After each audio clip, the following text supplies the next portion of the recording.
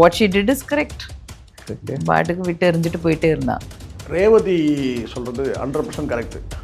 நம்ம சீதான்னு பேர் வச்ச உடனே அப்படியே ராமாயணத்துக்கு போயிடுவோம். ராமாயணத்தை எப்படிப்பட்ட சீதை இருந்தாங்களோ அந்த நினைப்பு தான் இருக்கும். சந்தேகப்படக்கூடாது, எந்த சூழலையும் வந்து பார்த்தீங்கன்னா மனைவி வந்து சந்தேகப்படக்கூடாதுன்றது தான். இல்லை பிரிஞ்சு இருந்தாலே வந்து இப்போ அதுக்கு ஒரு ரீசன் கூட சொல்லிவிடுவாங்க, ரொம்ப பொசசிவ் அதிகமாக இருக்குது, அதனால் வந்து தனக்கு மட்டுமே உரிமையாக இருக்கணும்னு நினைக்கிறேன், அதனால் சந்தேகப்படுறான்னு சொல்லி அந்த சப்பக்கட்டெலாம் கட்டுறாங்கன்னு வச்சுக்கலேன். அந்த புதுமை பெண் பண்ணதுக்கப்புறம் I felt that as an actor I have to be very responsible. அந்த படத்தை பார்த்தாங்கன்னா அந்த சந்தேகன்றது வராது. அந்த அளவுக்கு வந்து அந்த கிளைமேக்ஸ் படம் இருந்திருக்கும். இன்றைக்கெலாம் அந்த மாதிரி படங்கள்லாம் எடுத்தால் ஓடுமான்னு தெரியல. ஏன்னா நம்ம இப்போ தான் நம்ம டியூடு அப்படி தானே போயிட்டுருக்கீங்க நீங்கள்லாம், இல்லை அப்படி தானே? உண்மை தானே?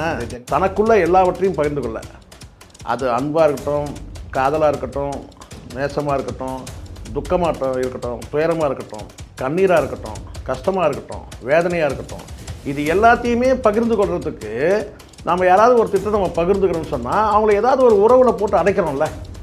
இந்த இடத்துல நம்ம ஒன்று புரிஞ்சுக்கொண்டு கேட்டால் அந்த மாதிரி வந்து ஒரு உறவு வந்து இன்னும் வாய்க்க பெறலை. அப்படி வாய்த்தால் அவங்க வந்து பெஸ்ட் ஒன், உண்மையிலேயே வெரி குட் பர்சன் அவங்க, உண்மையிலேயே அப்படி ஒரு ரிலேஷன்ஷிப் எந்த ஒரு எதிர்பார்ப்புக்கும் இல்லாமல்.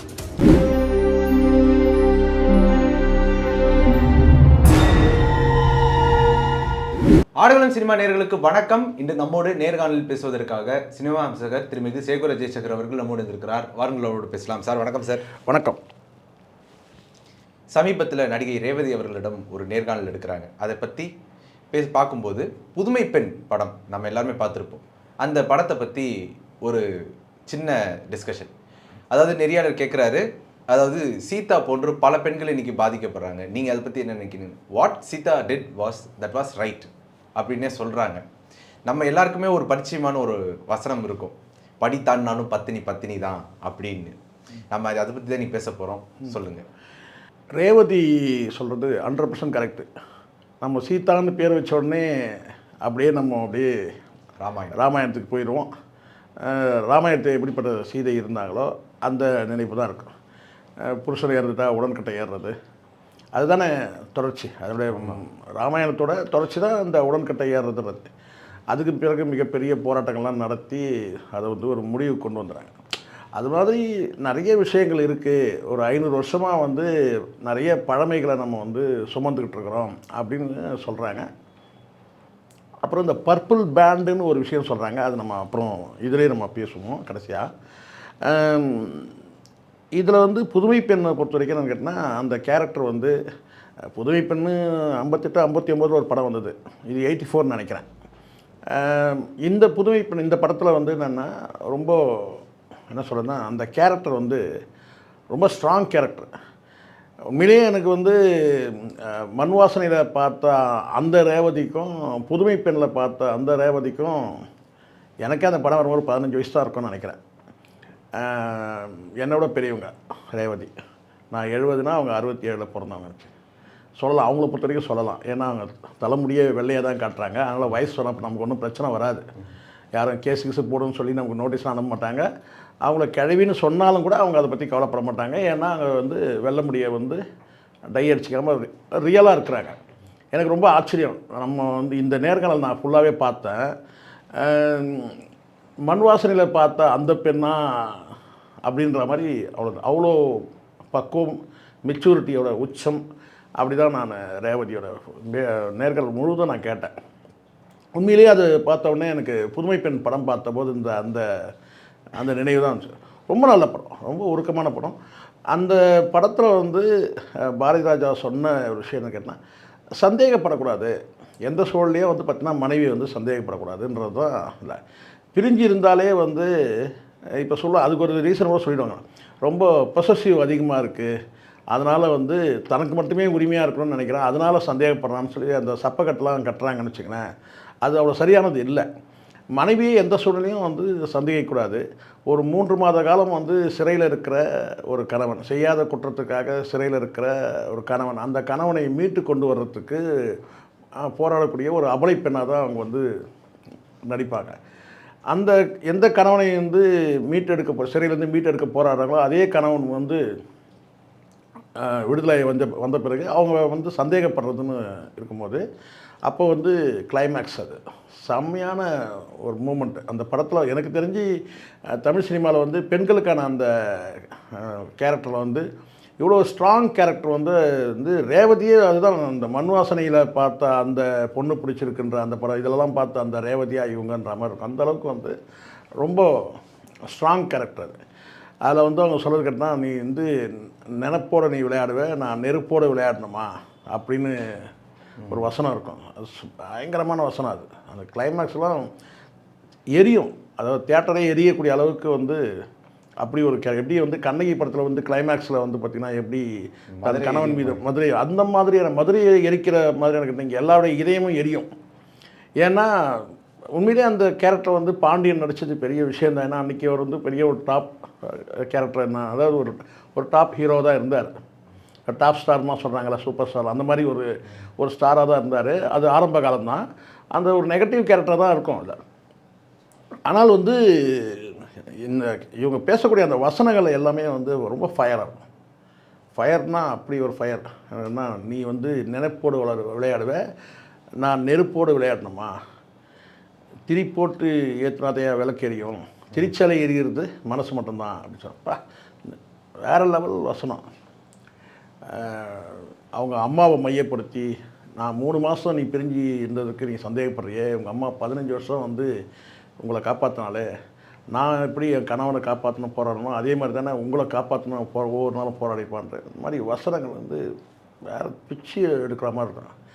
கடைசியாக வந்து ரொம்ப உருக்கமாக இருக்கும். கடைசியில் வந்து வைத்த தடவை பார்த்துட்டு குழந்தை, அதாவது அவங்க கர்ப்பமாக இருக்கிற மாதிரி அது கடைசி காட்சி. அதுக்காக வந்து பார்த்தீங்கன்னா நீ சந்தேகப்பட்டதுனால வந்து பார்த்தீங்கன்னா அது உன் பிள்ளையில் ஆகிடுமான்ற மாதிரி ஒரு வசனங்கள் பேசிட்டு அந்த அம்மா வந்து வெளியேற மாதிரி காட்சி. உண்மையிலே வந்து எல்லா கணவனும் சந்தேகப்படக்கூடிய கணவன்கள் எல்லாருமே வந்து அந்த படத்தை பார்த்தாங்கன்னா அந்த சந்தேகன்றது வராது. அந்த அளவுக்கு வந்து அந்த கிளைமேக்ஸ் படம் இருந்திருக்கும். இன்றைக்கெலாம் அந்த மாதிரி படங்கள்லாம் எடுத்தால் ஓடுமான்னு தெரியல. ஏன்னா நம்ம இப்போ தான் நம்ம டியூடு அப்படி தானே போயிட்டுருக்கீங்க நீங்கள்லாம், இல்லை அப்படி தானே? உண்மை தானே? இந்த ஜென்ரேஷனில் யாரை நம்புறதுனே இல்லை அதுதான், அதெல்லாம் கிடையாது. நம்பரு ஏன் நம்ம வந்து பார்த்திங்கன்னா அப்படி ஒரு வார்த்தையை நீங்கள் போடுறீங்க. நான் இந்த இடத்துல சொல்கிறது ஒன்று தான். என்னென்னு கேட்டிங்கன்னா யாரை நம்புறதுன்னு தெரியல, நம்ம சரியாக இருந்துருவோம். இது நம்மளை யார் நம்புகிறாங்களோ அவங்களுக்கு நம்ம சரியாக இருக்கணும். இப்போ நான் வந்து ரேவதியை பொறுத்த வரைக்கும் பர்சனலாக நம்ம போய் பேசக்கூடாதுன்னு பார்க்குறேன். அவங்கள பொறுத்த வரைக்கும் நான் கேட்டேன், ஒரு காலகட்டத்துக்கு பிறகு வந்து சினிமாவிலேருந்து அவங்க வந்து விலகி இருந்தாலும் கூட பார்த்திங்கன்னா சில நேரங்களில் இந்த தியேட்டரில் போய் படம் பார்க்கும்போது இந்த அட்வர்டைஸ்மெண்ட்டுக்கெலாம் வருவாங்க. அப்போ எனக்கு ரொம்ப ஆச்சரியமாக இருக்கும். ஏன் இவ்வளோ வந்து புதுமை பெண் ஏன் வந்து இவ்வளோ முதுமை பெண்ணாக காட்டிக்கிறாங்க. சமீபத்தில் கூட நான் பார்த்துருக்குறேன், வந்து சிம்ரன் கூட பார்த்தேன். ஏன்னா உங்களுக்கு தெரிய நினைக்கிறேன், கிட்டத்தட்ட ஒரு 70 வயசு உள்ளவங்க கூட கிழவின்னு சொன்னால் பிரச்சனையாயிடும். அவங்களாம் வந்து பார்த்திங்கன்னா ஒரு 40 வயசு பெண்ணாக காட்டிப்பாங்க. பட் இவங்கெல்லாம் ஒரு 50 வயசுக்குள்ளே தான் இருக்கும், 55 வயசு அப்படி தான் இருக்கும்னு வச்சுக்கோங்களேன். இப்போ ரேவதிக்கெலாம் ஒரு 55-56 வயசு அவ்வளோதான் இருக்கும்னு நினைக்கிறேன். அவங்களாம் நினச்சாங்கன்னா அவங்கள வந்து ஒரு 35-40 வயசாக காட்டிக்க முடியும் மேக்கப் பண்ணி. ஆனால் அவங்க அந்த ரியாலிட்டின்னு ஒன்று இருக்குல்ல, அதன்படியே வாழ்ந்துட்டுருக்குறாங்கன்றது ஒரு பெரிய விஷயந்தான் அது. அதே சமயத்தில் ஒரு முறை பேசும்போது கூட சொன்னாங்க, அவங்களுக்கு மகப்பேறு இல்லை. அவங்க வந்து என்ன செஞ்சாங்கன்னா அதுக்கு ஒரு சயின்ஸ் படி ஒரு டெக்னாலஜி பயன்படுத்தி ஒரு பிள்ளையை வந்து அவங்க வந்து எடுத்துனாங்க. அப்போது அவங்க சொன்னாங்க, தாய்மைன்றது வந்து ஒரு அற்புதமான ஒரு உணர்வு, அது எல்லா பெண்ணுக்கும் அது தேவை அப்படின்ற மாதிரி சொன்னாங்க. தாய்மைன்றது ஒரு அற்புதமான, அது பெண்களுக்கு தானே இருக்குது இல்லையா, அது வந்து ஒரு அற்புதமான ஒரு உணர்வு அப்படின்னு ஒரு தடவை ஒரு நேர்காணலாம் சொன்னாங்க. அவங்களுக்கே அது ஞாபகம் இருக்கான்னு தெரியல, அப்படி ஒன்று சொன்னாங்க. அது வந்து இந்த நேர்காணல் முழுசுமே நான் பார்த்தேன், நல்லா இருந்துச்சு. அந்த படம் எனக்கு ரொம்ப உண்மையிலேயே ரேவதி நடித்த படத்தில் எனக்கு ரொம்ப பாதிச்சதுன்னு கேட்டிங்கன்னா கை கொடுக்கும் கைன்னு ஒரு படம், அதுக்கப்புறம் வந்து நாசர் அவதாரம், அதெல்லாம் தாண்டி புதுமை பெண்ன்ற அந்த கேரக்டர், ரேவதியோட கேரக்டர் ரொம்ப ஸ்ட்ராங் கேரக்டர். அந்த கேரக்டர் ரொம்ப பிடிக்கும். அதுவும் கிளைமேக்ஸ் வந்து பார்த்திங்கன்னா மனசு விட்டு வெளியே போகாது. அந்த அளவுக்கு வந்து பார்த்திங்கன்னா அற்புதமான ஒரு ஸ்ட்ராங் கேரக்டரில் நடித்தாங்க. அந்த படமே வந்து பார்த்திங்கன்னா ஒரு பாடம் தான். அது வந்து அதாவது மனைவியை சந்தேகிக்கிற எல்லா கணவனுக்கும் அது ஒரு பாடம். சரி, அப்படி பார்த்தாலுமே இன்னைக்கு இந்த ஜென்ரேஷன் வந்து பார்த்தீங்கன்னா முதல்லலாம் ரிலேஷன்ஷிப் எப்படி இருந்ததுலாம் எங்களுக்கு வந்துட்டு இன்னைக்கு தெரியாத அளவுக்கு இன்னைக்கு வந்து ஒவ்வொரு ஷிப்பாக மாறிச்சு. ரிலேஷன்ஷிப்னு சொல்லி முடிச்சுக்கிறேன், சிச்சுவேஷன்ஷிப் இருக்குது. இந்த இடத்துல நீங்கள் எதை சொல்ல வரீங்கன்னு எனக்கு தெரியுது. இப்போது அவங்க வந்து பர்பிள் பேண்டுன்னு ஒன்று சொன்னாங்கல்ல, அந்த பர்பிள் பேண்ட் தான் என்னென்னா ஒவ்வொரு கலருக்கு ஒரு மீனிங் இருக்குது. சரிங்களா? நீங்கள் வேணால் அது இணையத்தில் போய் தேடி பார்த்துங்க. ஒரு கலருக்கு ஒரு குணாதிசயம் இருக்குது. அப்போது அந்த பர்பிள்னு ஒன்று சொன்னாங்க இல்லையா, பர்பிள் கலருக்கு என்னென்னா அந்த பர்பிள் பேண்ட்னா அவங்க கையில் பர்பிள் பேண்ட் கட்டியிருக்காங்களான்னு கேட்குறாங்க. அவங்க நெறியாளர் உங்களை நெறியாளரை கேட்குறாங்க. ரொம்ப நல்ல தம்பி, உண்மையிலே நேர்காணல் பண்ண ரொம்ப ரொம்ப டீசெண்டாக சில கேள்வியெலாம் கேட்டேன். அதில் வந்து அவங்க சொல்ல வர்றது என்னென்னா ரொம்ப ரொம்ப ஆழமாக புரிஞ்சுக்கணும், ரொம்ப பக்குவம் வேணும். அது அவங்க சொல்லக்கூடியது புரிஞ்சுன்னா இங்கே வந்து என்னென்னா பெண்கள் எல்லாருமே வந்து ஆண்களை சார்ந்து இருக்கிற மாதிரி தான் ஒரு செட்டப் இருக்குங்க. ஒன்று அப்பாவை சார்ந்து இருக்கணும், கல்யாணம் ஆகிட்டா கணவனை சார்ந்து இருக்கணும், முடிஞ்சிருச்சுன்னா அதுக்கப்புறம் வந்து பார்த்திங்கன்னா மகனை சார்ந்திருக்கணும், மகன் இல்லைன்னா மருமகனை சார்ந்திருக்கணும். ஏன்னா மருமகன் வந்து மகள் வந்து மருமகளை சார்ந்திருக்கிறார். நான் சொல்கிறது நல்லா புரிஞ்சுங்க. இந்த ஸ்டெப்பை சொன்னீங்கன்னா ரேவதி அம்மா சொன்னது கரெக்டாக புரியும். அதாவது அவங்க சொல்லக்கூடியது என்னென்னா ஏதாவது ஒரு ஆணை சார்ந்து தான் இருக்கிற மாதிரி இருக்குது.